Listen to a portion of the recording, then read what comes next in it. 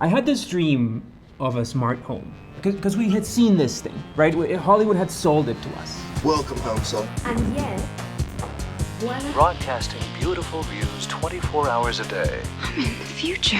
For good or worse, Hollywood imagined this future with a smart home, and tech companies were making it happen. I am putting myself to the fullest possible use. Hollywood has predicted this future maybe too many times. An entire race of machines. So why are we stuck with this? Alexa, bedroom lights. A few things share the name bedroom lights. Which one did you want? A much younger version of me made a video about smart homes on YouTube about 7 years ago, and nothing has changed since then. My home doesn't feel smarter. I still need 5 different apps to manage it. 1 in 3 Americans are frustrated about their smart home, with Alexa leading the race. So what the hell happened? In a world of AI, of new phones every week, why does smart home innovation stop? So I've spent the last few weeks testing, reconfiguring, reconnecting. I've spent far much money than I should trying to figure this out. Is a smart home where everything just works even possible? Is it my fault? Is it a setup problem? Is it a device problem or a technology problem? Or is that promised smart home just some Hollywood dream? What I found out after all of this is that there is a deeper, fatal flaw with what we imagined smart homes could be. And I don't think that tech companies are ever gonna be able to solve it. There is a way. It just requires you to jump into a rabbit hole with me.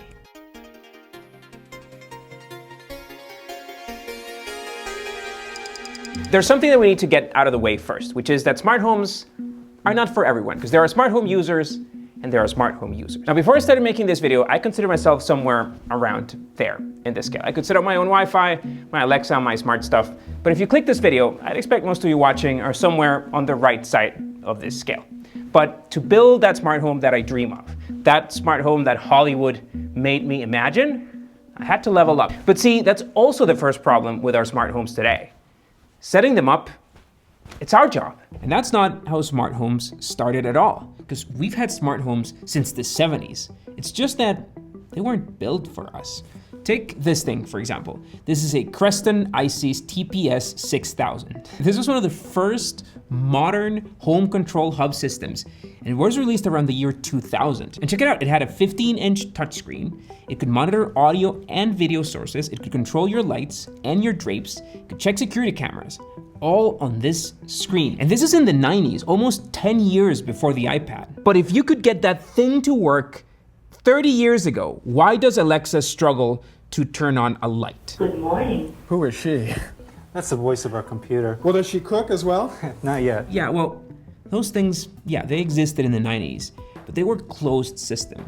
Most of the devices either came from the same company or companies that were closely working together. And that's what made this experience so seamless. But they were expensive. So a pro-installed, complete Creston style system today can cost $20,000 to $100,000, and you were, of course, locked into that company. Those millionaires with their smart homes, they've always been the user. Like, anyone can run a smart home if somebody else sets it up for them. But for today's smart homes, we are expected to do the setup and the maintenance. I've often felt that I've spent so much time getting this thing to work that by the time it works, it's not even worth the effort. The fact that we're expected to do this ourselves, the fact that this needs to be end-user friendly, or at least try to be, well, that's the beginning of our problems. Open the pod bay doors, Hal. Alexa, open the door. I'm not quite sure how to help you with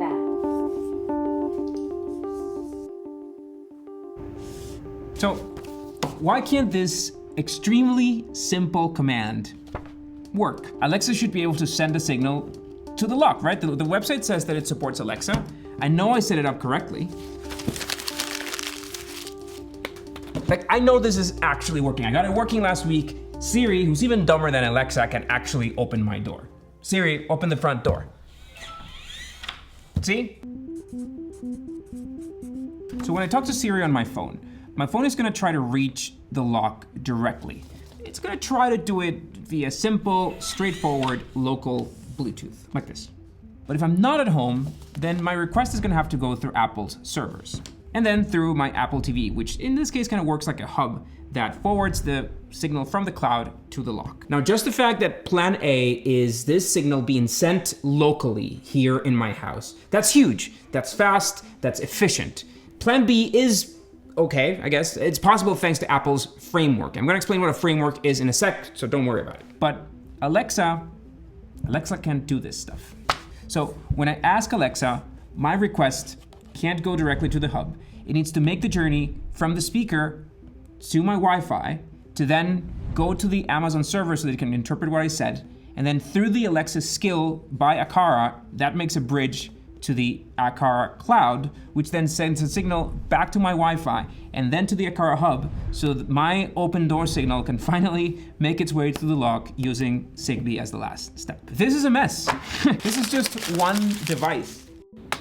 Each of those connections is a failure point. Something might not work, which explains why this counter has never gone about like 3 days. On the other hand, Hal. Good evening, Dave. How you doing, Hal?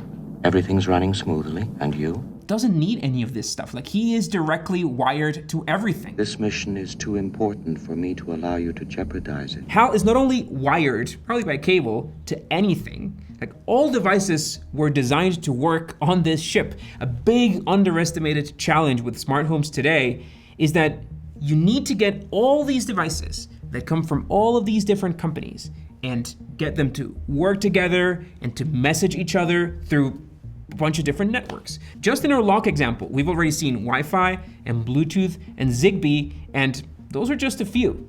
These devices not only don't speak the same language, but they don't want to speak the same language. Like, this isn't an Alexa or an Apple HomeKit problem. Smart homes have been trying to deal with this thing for over 50 years. Now, like I said, there is a solution to this, but to get there, I first had to understand what was wrong with our current tech and how we ended up in this mess. All the way back in 1975, this company called Pico Electronics came up with the first consumer-facing smart home protocol. No Wi-Fi, no Ethernet, no hubs. It used the power cables, the electricity cables that you already have in your walls. What X10 did was piggyback tiny bursts of data directly onto the AC alternating current power line. So you have these 120 kilohertz bursts that were timed right around the zero crossings of the 60 hertz waveform in your electricity. It worked for Europe as well, with 50 hertz and 100 kilohertz. This is actually really, really clever. So a motion sensor could turn on a light using this technology, even if those two devices were from different brands, even if this was the 70s, as long as they both spoke X10. They could understand each other. We are all, by any practical definition of the words, foolproof and incapable of error. X10 was the first time that normal people, not millionaires with custom installs, could actually automate their homes. By the way, normal people is a bit of an overstatement. It's not like this guy could have figured this out or set this up himself, but I'm gonna get back to this. And X10 was insanely clever, very primitive, and with a few problems. It wasn't easy to use. It often failed because the power lines were very noisy. Stuff like your microwave or your hair dryers could mess up the signal, and you could only fit a really small number of devices. It was very slow because you could only synchronize it to the power waveform, so you really got only about 60 bits of raw data every second. And if your neighbor had X10, well, there wasn't any encryption to protect you, so his system could very well interfere with your lights. But we have to respect X10 because they were the first. This is true retro tech, and dozens of alternative protocols have come in the years after, and every single one of them solves a problem, but also creates a new one. Now, Z-Wave came in 1999, and it was revolutionary because it was wireless. With a Z-Wave hub at the center, you could send signals to devices up to 100 meters away. The problem with Z-Wave is that it was still kind of slow, and it was expensive. It's still expensive today. But then along came Zigbee, which we already touched on. Zigbee is what my smart lock is supposed to support. Now, Zigbee introduced mesh networks. So you still needed a hub at the center to send all the instructions, but if devices were outside of the range of this main hub, they could relay messages to each other, which is very clever on paper, but an absolute mess in practice. I'm gonna get to that.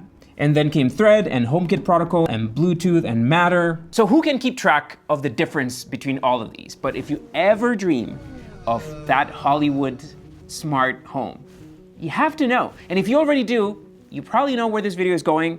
Don't worry, we'll get there. But most of us don't, or I guess didn't. Take this guy over here. He's something like my mom. My mom can't afford those fancy millionaire systems. She can't set this up herself. Heck, I still need to go to her place to repair the Wi-Fi or the TV settings when they break.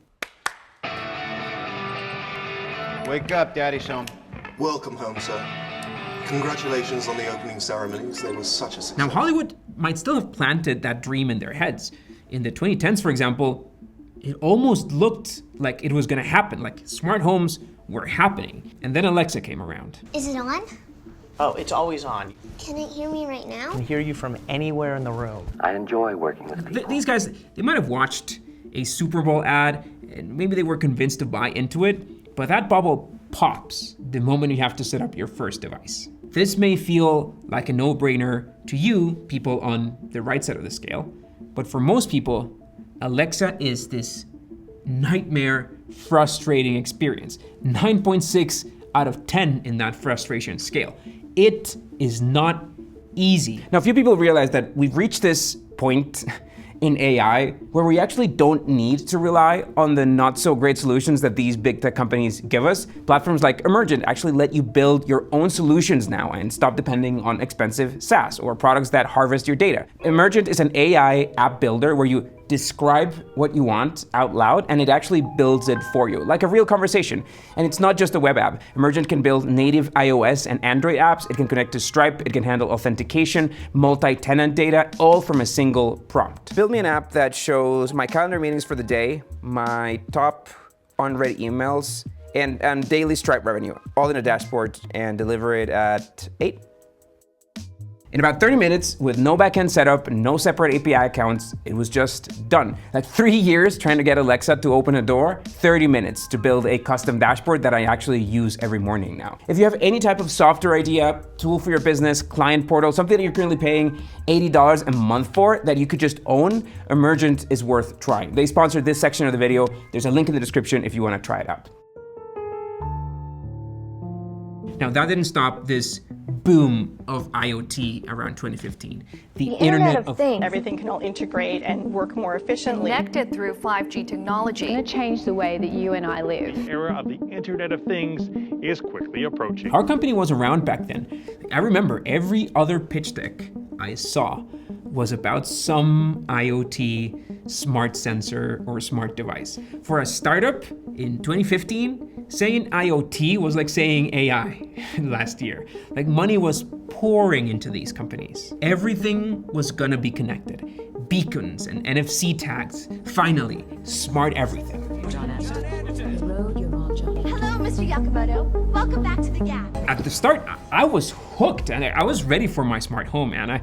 We all were. Smart speakers became $1 billion industry in no time. By the end of the decade, 30% of US households had a smart speaker. Amazon was selling these things practically at a loss, just for the odd chance that you'd order some stuff on Amazon through them. Our smart home dream was about to finally come true. And with smart speakers, well, now we just need smart devices. And this is where the bubble started popping. This is where we saw what owning a smart home was really like. And it wasn't pretty. Take Iris, for example, a set of smart devices released by Lowe's. And really the epitome of everything that's wrong with smart homes today. Now, Iris smart devices used to run over the Zigbee and the Z-Wave protocols. So I guess it's about time I explain what a protocol means.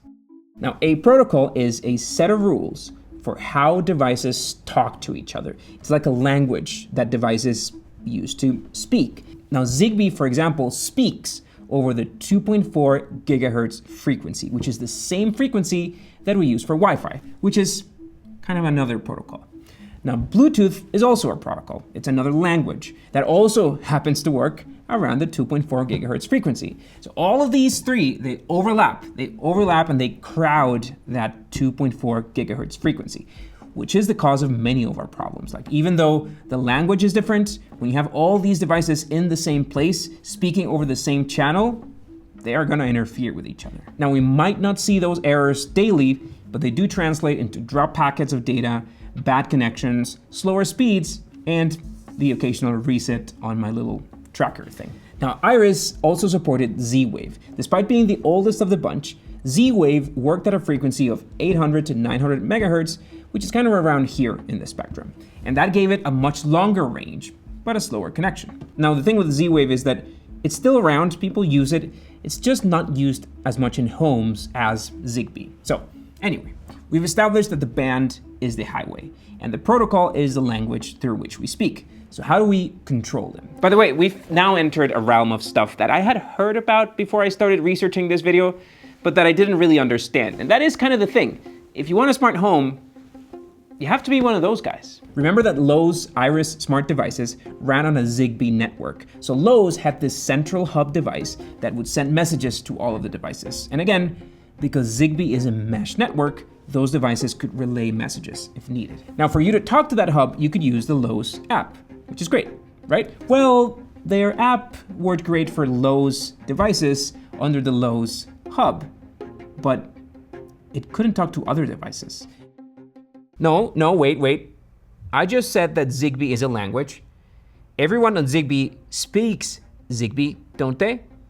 Well, not really. If you bought, for example, a Staples smart plug, even though it also ran on Zigbee, it didn't necessarily talk to Lowe's hub. Or I should actually say, it didn't want to, because to control Staples devices, you needed the Staples hub and the Staples app. And even though they're both operating on Zigbee, on the same channel, the same highway, the same protocol, devices speak the same language, no, you could not control Staples devices using the Lowe's app. Why would companies not make this thing cross-compatible? Just save us all a headache. So how about smart speakers?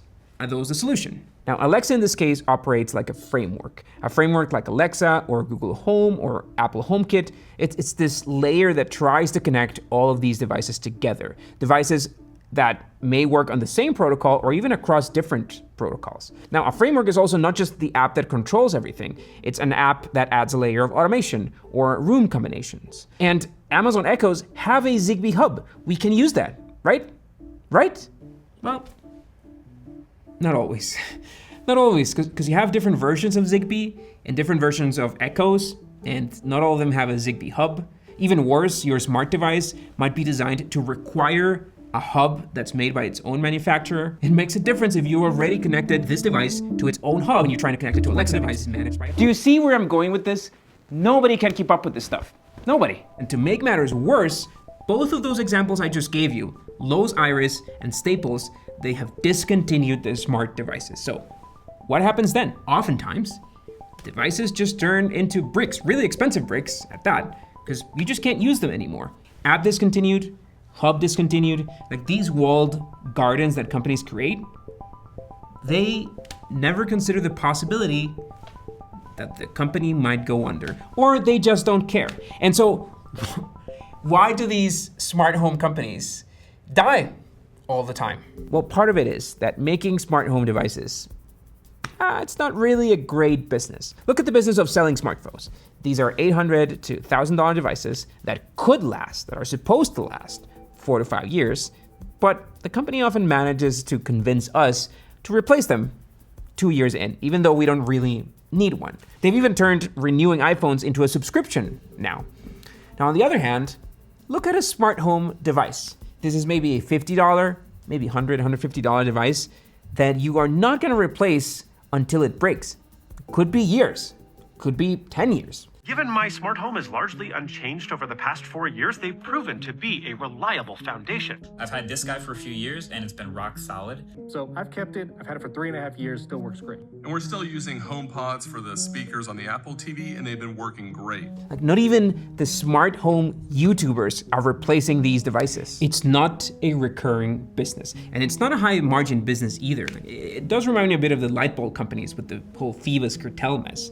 In the 20s and 30s, all the light bulb companies in Europe and in the US, they got together and they agreed to reduce the life expectancy of light bulbs from what they could be, which was about 2,500 hours, to about 1,000 hours. So you needed to buy more light bulbs. Because again, just like with smart devices, selling light bulbs every 2,500 hours is not so great of a business. And that explains why some smart devices feel so overpriced, right? It's a simple plug, right? It should be worth 10 bucks, 5 bucks. Oh, it's worth 40. Well, because the margin needs to come from somewhere. But that pricing was also a gateway for their own doom, competition from China.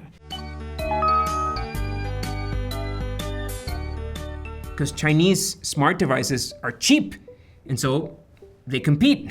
So why would a Western company want to get into this business? It's kind of this self-fulfilling prophecy, right? People grow tired of these protocol hiccups.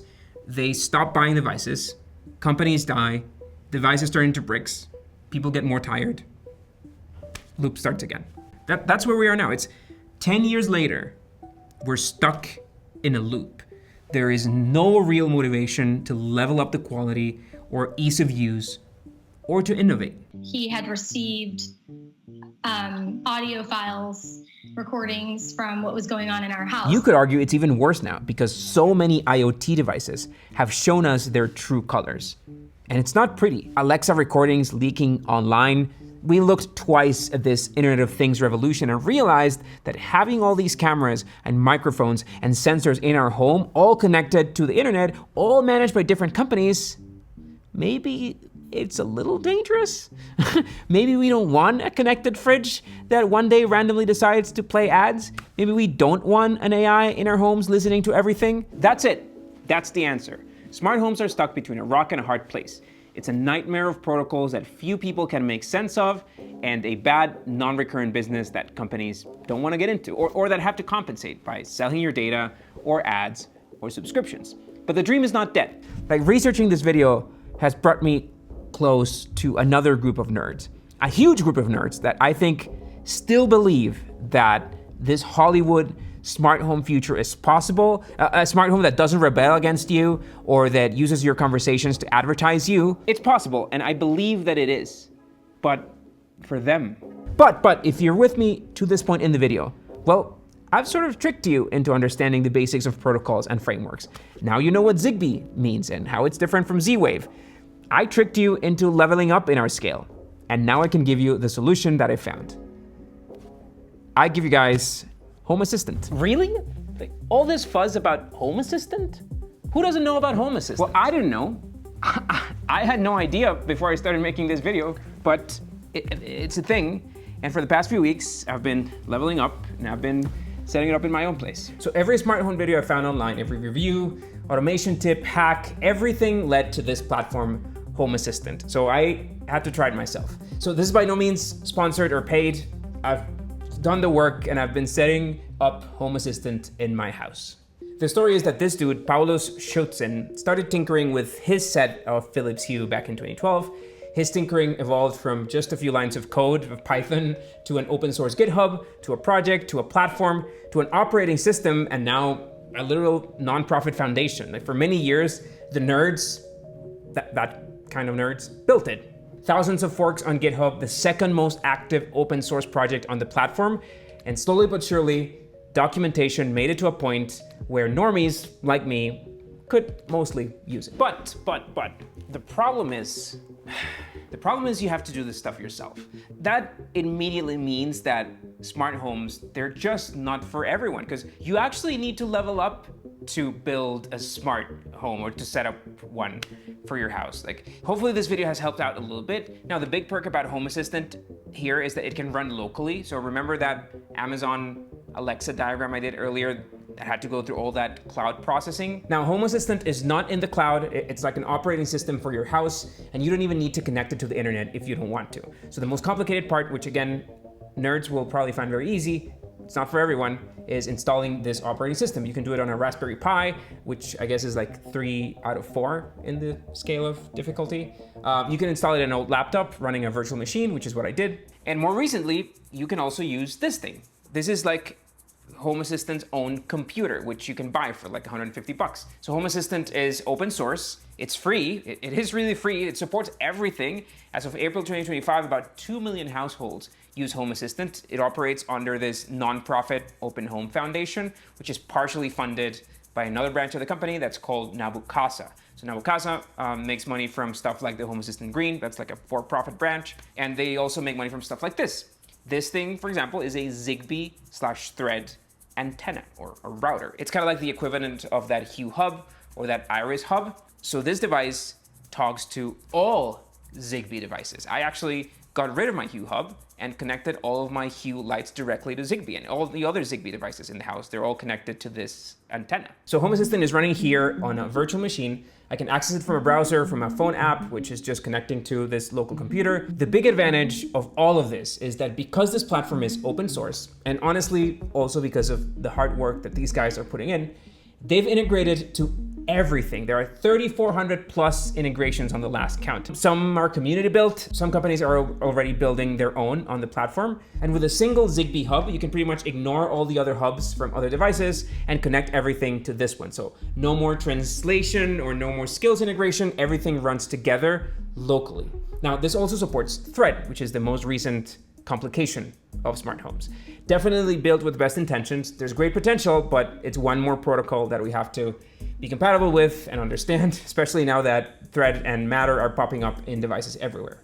Now remember that we said we have hubs on one side and devices on the other. The channel is the 2.4 gigahertz network where they operate, and Zigbee on top of that was the protocol. But in reality, Zigbee was two things. First, Zigbee is the mesh network. Remember, that network that can relay messages to each other, even if they're out of the range of the main hub. And second, Zigbee was the language that these devices spoke. Okay, so you might have run into these logos more recently. So what's up with those?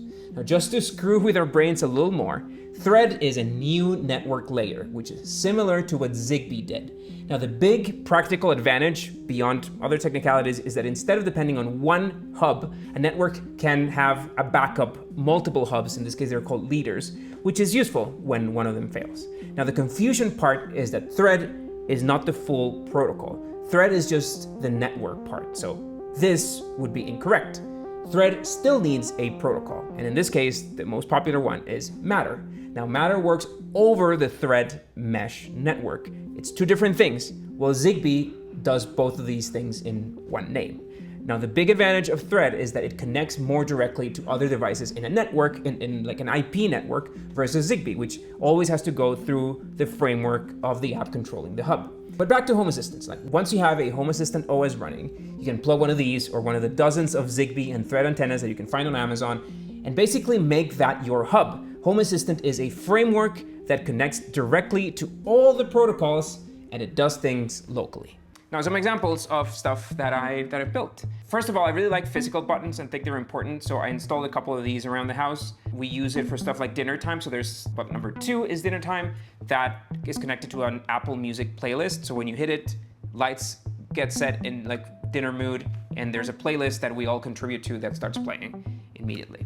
We have like automatic dimming as it gets dark, like I think 10 p.m. lights start sort of transitioning, like winding down sort of lights and start getting darker until they shut down completely around midnight. One of my favorite automations is I connected my balcony lights. I wrote a script that gets tomorrow's weather forecast and puts it in the lights. So I have 4 lights, morning, noon, afternoon, and evening. So you get yellow for sunny, white for cloudy, and blue for rain. I think I set purple for thunderstorms, but it hasn't happened yet. But that's really cool. I get the forecast without even checking. My favorite, by far my favorite, is I have this NFC tag hidden on top of that speaker. What happens is you tap it with your phone, it automatically sets the house to movie mode. And movie mode is like this 4-hour setting where it turns off all the lights or sets them to like the absolute minimum brightness for some of them, just enough so you can kind of find your way. But if you pause the movie, all the lights increase in brightness a little bit, so that lets you kind of find your way to the bathroom or grab a snack. And then when you play the movie again, all the lights dim again. And when the movie's over, you turn off the TV, the lights boot back up so you can kind of find your way. Now, the last experiment that I've been running, and maybe I'm gonna be judged for this a little bit, is I installed OpenClaw in the computer that runs Home Assistant. Now, OpenClaw is this open source agentic AI that Silicon Valley is going crazy about. That's a video for another day. We actually made that video if you want to check it out. But thanks to that, I can do stuff like this. Hey Hal, so I'm throwing a Halloween party tonight, and I want you to come up with like the spookiest possible setup for all the lights in the living room and the balcony. We're also trying to impress some of our YouTube subscribers, so go nuts.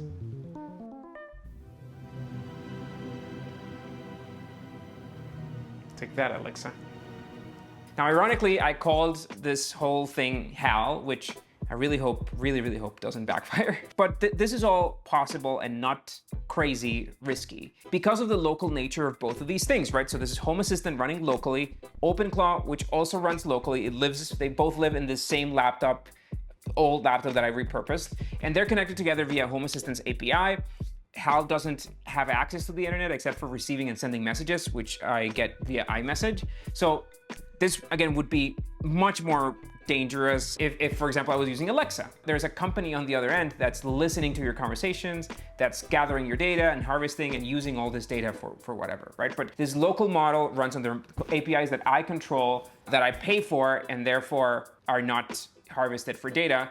And stuff like the voice translation, I even do that in the computer because it's like really lightweight AI. Something like this could be the future, right? A local smart home that learns from your patterns and automates based on that. I actually asked HAL to do a review of stuff that happened and find patterns that we could automate. For example, I discovered the other day that whenever you pause a movie, if you're in movie mode, the bathroom light turns on immediately after. It has a sensor, so why not automate that? And so it's kind of observing those potential automations, which for now are mostly light patterns, because that's what I mostly have. But I think that we're onto something here, and there's no Bezos spying on me. There's no connections that have to go through the cloud. Everything is happening here in-house, like the real HAL. Good afternoon, Mr. Amer. Everything is going extremely well. Now, just to be safe, by the way, just to be safe, the whole system has no control over the front door lock, which is smart, but it's the only smart thing in the house that's not connected to anything. We'll get there. We'll get there. Baby steps. Remember, everything that has hindered smart homes over the past decade, the fact that we have too many hubs, too many apps, that we have useless devices whenever a company goes bust, or that our data has to go to the cloud, that everything exists in these walled gardens, like this could be the solution to that. All we need to accomplish this is devices. Hopefully now, with stuff like Home Assistant, hardware companies can stop focusing their time on building new apps and building new hubs that only control their stuff. They can get on this boat and focus that time on the hardware innovation part. It's 2026. We should be past curtains and lights and plugs that we have to create rules for. I've spent hours configuring all this stuff. It has not been easy. Get me smart local AI rules that learn from my behavior. Get me a smart kitchen that cooks for me. This detects what you're craving and makes it for you. Enjoy. Now, Hollywood did predict that my HAL might go rogue, and that is a risk that I'm willing to take, in the purpose of this experiment. But all of those Hollywood ideas, they never ever predicted this terrible reality that we live in now, which is that companies might invent smart stuff in order to harvest your data. And that's just a grimmer version of a future that I think Hollywood failed to predict. Now, this big remodeling that you saw as we were doing this video, it actually has to do with another catastrophic issue I found in my house. There's something very wrong about my TV settings, and I think your TV might be suffering the same fate. We made a whole video about it. You should check it out. Catch you in the next one.